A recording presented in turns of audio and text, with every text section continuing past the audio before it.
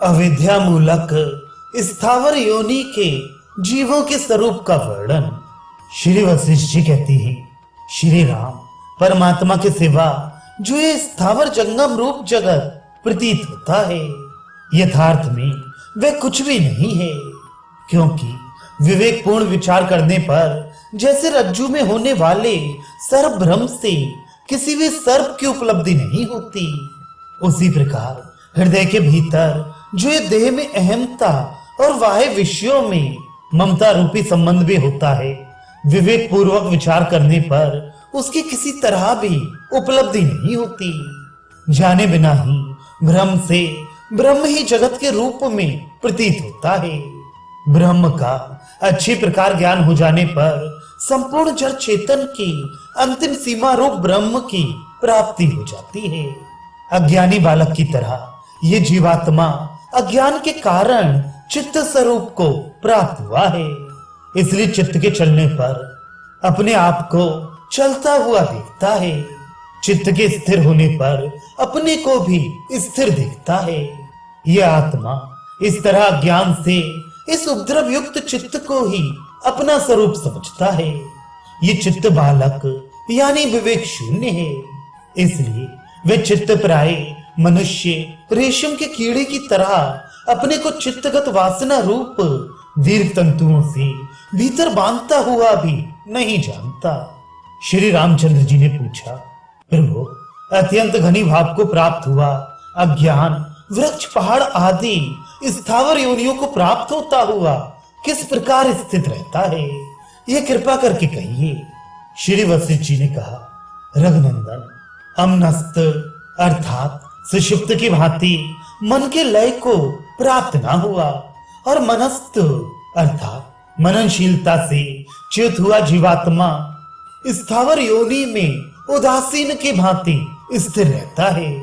तात्पर्य है कि स्थावर योनियों में जीवात्मा का चित्त ना तो सुषुप्ति की तरह विलीन ही होता है और ना जंगम प्राणियों की तरह चंचल ही रहता है, बल्कि मूढ़ मनुष्य की तरह वह बीच की सी स्थिति में रहता है। ज्ञातत्व ब्रह्म को जानने वाले पुरुषों में श्रेष्ठ श्री राम उन स्थावर योनियों में जीवात्मा विवेक शून्य और दुख का प्रतिकार करने में असमर्थ रहता है। अतः उन स्थावर शरीरों में मोक्ष अत्यंत दुर्लभ है, ऐसा मैं मानता हूं, क्योंकि वहां जीवात्मा कर्मेंद्रियों से, ज्ञानेंद्रियों के व्यापारों से तथा मानस व्यापारों से शून्य हुआ केवल सत्ता मात्र से स्थित रहता है। श्री रामचंद्र जी ने कहा, ब्रह्मवेत्ताओं में श्रेष्ठ महर्षि जिन स्थावर शरीरों में जीवात्मा एकमात्र सत्ता रूप से ही स्थित रहता है, वहां मुक्ति दुर्लभ है, ऐसा ही मैं भी मानता हूं। श्री वशिष्ठ जी बोले, श्री राम बुद्धि पूर्वक विचारने पर यथार्थ वस्तु रूप परमात्मा के साक्षात्कार से चिन्मय सत्ता का जो सब में समान भाव से अनुभव होता है, वही अविनाशी मोक्ष पद है। परमात्म तत्व को यथार्थता जान लेने पर वासनाओं का जो उत्तम यानी अशेष रूप से अभाव है, उसे ही सब में संभाव रूप से सत्ता रूप मोक्ष पद कहा गया है।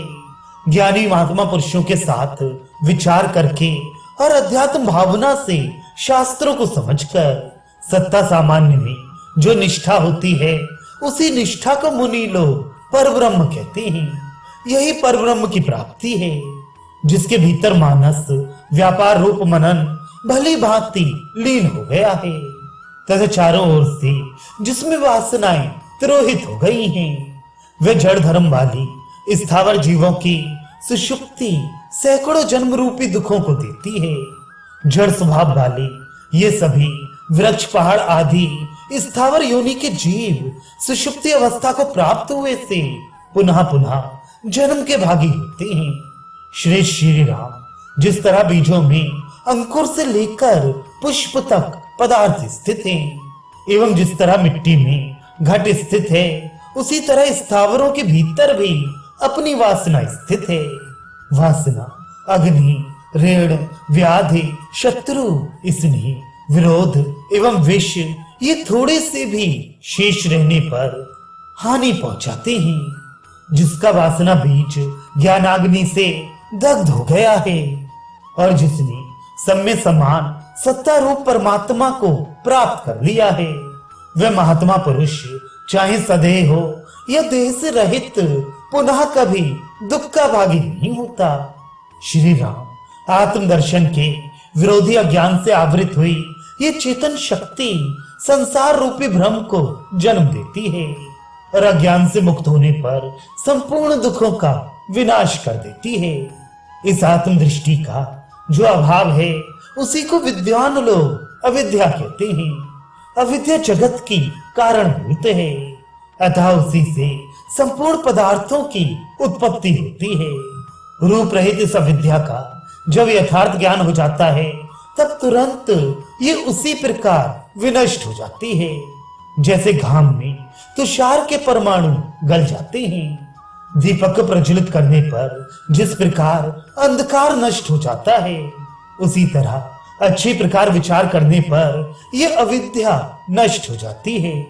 वास्तव में यह अविद्या कोई वस्तु ना होने से असत है और विचार ना करने से ही दिख पड़ती है। रक्त मांस तथा अस्थिमय इस देह यंत्र में मैं स्वयं कौन हूँ?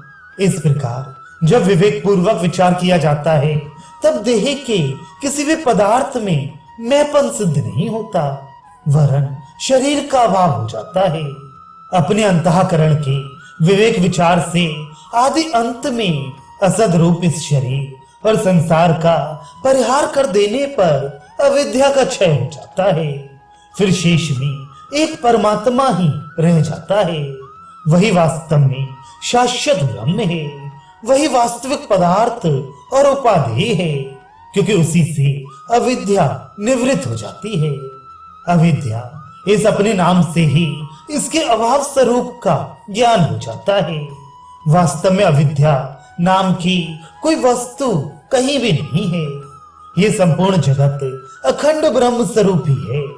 जिस ब्रह्म ने कार्य कारण रूप इस संपूर्ण जगत का निर्माण किया है, ये संपूर्ण जगत ब्रह्म स्वरूप नहीं है। इस प्रकार का निश्चय ही अविद्या का स्वरूप है और ये जगत ब्रह्म रूप है। ये निश्चय ही उसका विनाश है।